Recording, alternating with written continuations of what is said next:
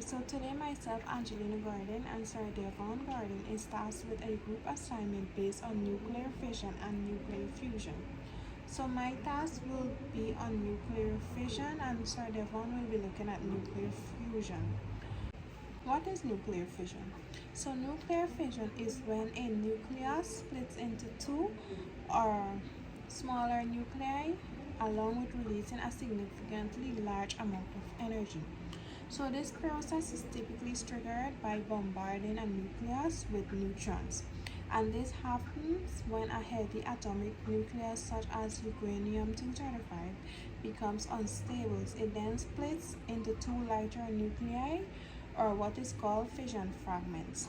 So along with the splitting of the nuclei, the process also releases several additional neutrons and a large amount of energy. And this energy can come in the form of heat and gamma radiation.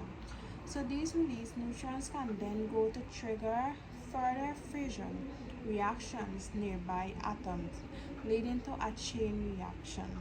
So in practical terms, nuclear fission is the principle behind nuclear reactors. So this is where the controlled fission reactions are harnessed to form heat or to generate heat. The heat is then used to produce steam, which drive turbines to generate electricity. We're going to look at some advantages of nuclear fission. So the first one that we're going to be looking at is cheap energy. So the reason why we say this energy is cheap because the nuclear fission releases a tremendously large amount of energy from a relatively small amount of fuel. So the energy density is much higher than the fossil fuel. Okay, so the next one is low emission. So unlike fossil fuel, nuclear fission does not produce a significant amount of greenhouse gases like carbon dioxide during the operation. So this makes it attractive as a low carbon energy source. So the next advantage we're going to be looking at is reliable and stable. So nuclear reactors can operate continuously for long periods without interrupting, providing a stable and reliable source of electricity. And the last one that we'll be looking at is energy security. So countries with nuclear power programs can reduce their dependence on imported fossil fuel. We'll be looking at disadvantages of nuclear fission. The first one we'll be looking at is radioactive waste. So one of the biggest challenge of nuclear fission is the production of radioactive waste, and this has remained hazardous for thousands of years. Safe disposals and storage of this waste goes above significant environmental and security challenges. Last advantage we'll be looking at is risk of accidents. So although rare, nuclear fission also can cause accidents like Chernobyl, which can have devastating consequences including radiation leak and long-term environmental contamination. Okay, today I'll be discussing basically how fusion occurs. Now, nuclear fusion is a process where two light atomic nuclei combine to form a heavier nucleus, releasing a significant amount of energy. And here's a simple breakdown on how it works, right?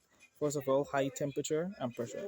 Now, fusion requires extremely high temperatures and pressure to force the nuclei close enough together to overcome their natural repulsion due to their positive charge. Remember, you're fusing two nuclei together, basically combining them.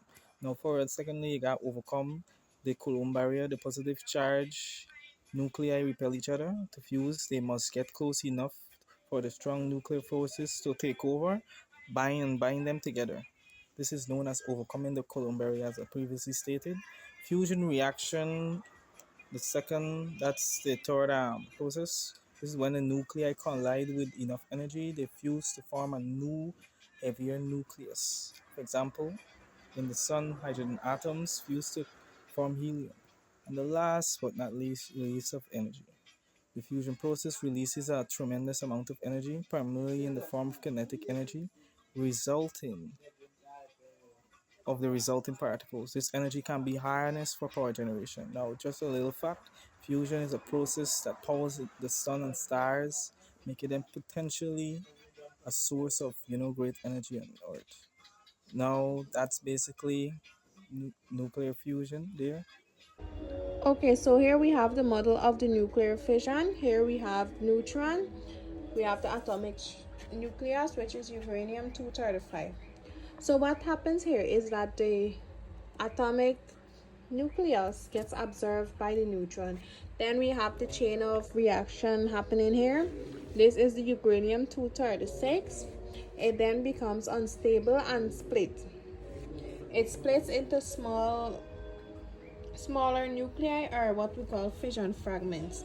When this split occurs, it also releases energy. For example, the energy that released during this nuclear fission is primarily in the form of the kinetic energy fragments, which is gamma rays and the kinetic energy released from the neutrons. So here we have cranium, which is also the energy that is being released right here. Okay, so here we have the model of the nuclear fission, and this is basically the process where the two light atomic nuclei, typically isotopes of hydrogen, which is the deuterium, which we have here, and tritium. Deuterium and tritium. So what happens here is that they combine to form, as you can see the arrows here, they combine together to form a heavier nucleus, which is this in the middle here. This is the heavier nucleus, releasing a large amount of energy in this process. So the fusion reaction requires extremely high temperature, which is in the range of millions of degrees Celsius, and the pressure to overcome the electrostatic repulsion between positively charged nuclei and bring them close enough for the strong nuclear fusion to fuse them together. So the energy released in nuclear fusion comes from the conversion of mass into energy according to Einstein's equation. So the mass of the resulting nucleus is slightly less than the sum of the mass of the initial nuclei. That is, and this missing mass is converted into energy. So fusion has the potential to provide a nearly limitless and clean source of energy once successfully harnessed. So it is currently being researched for practical applications such as experimental fusions, etc. So when it combines here, as we can see, when it combines to form the nucleus, the heavier nucleus, it then splits.